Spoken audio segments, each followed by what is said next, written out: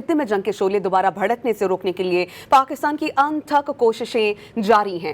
Trump کی جانب سے ایران پر آج سے سخت ترین معاشی پابندیوں کے نفاذ سے قابل بریک تھرو کے لیے chief of defence forces Asim Munir آج اہم ترین دورے پر تہران پہنچ رہے ہیں۔ ایرانی وزارت خارجہ کے ترجمان اسماعیل بقائی نے کہا کہ فیلڈ مارشل عاصم منیر ایران کی اہم ترین شخصیات سے ملاقاتیں کریں گے۔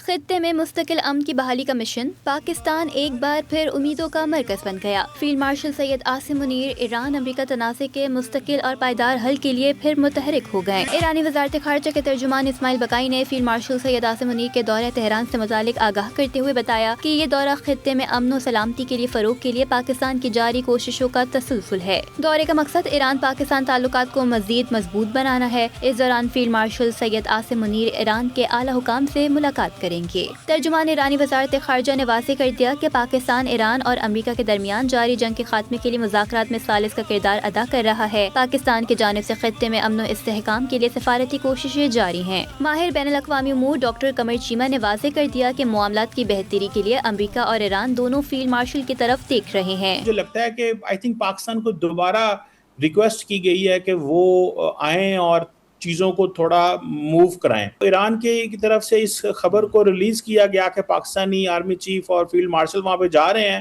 تو دیٹ گیوز دا میسج کہ they are interested and looking forward for this visit. So I think Americans and Iranians دونوں کو ایک آف ریمپ چاہیے، اور شاید وہ فیلڈ مارشل کی طرف دیکھ رہے ہیں۔ ایرانی نیوز ایجنسی ارنا کے مطابق ایرانی وزیر خارجہ عباس اراغچی نے بھی ہفتے کو فیلڈ مارشل سید عاصم منیر سے گفتگو کی، جس میں خطے کی تازہ ترین صورتحال، امن و استحکام اور سیکیورٹی مضبوط بنانے کے امور پر بات چیت ہوئی۔ واضح رہے کہ سربراہ ایرانی پارلیمنٹ نیوز ایجنسی مہدی رحیمی نے دعویٰ کیا ہے کہ مکہ معاہدے میں ایران کو شمولیت کی دعوت موصول ہوئی۔ ایرانی قیادت کی جانب سے مکہ معاہدے میں شمولیت سے متعلق جائزہ لیا جا رہا ہے۔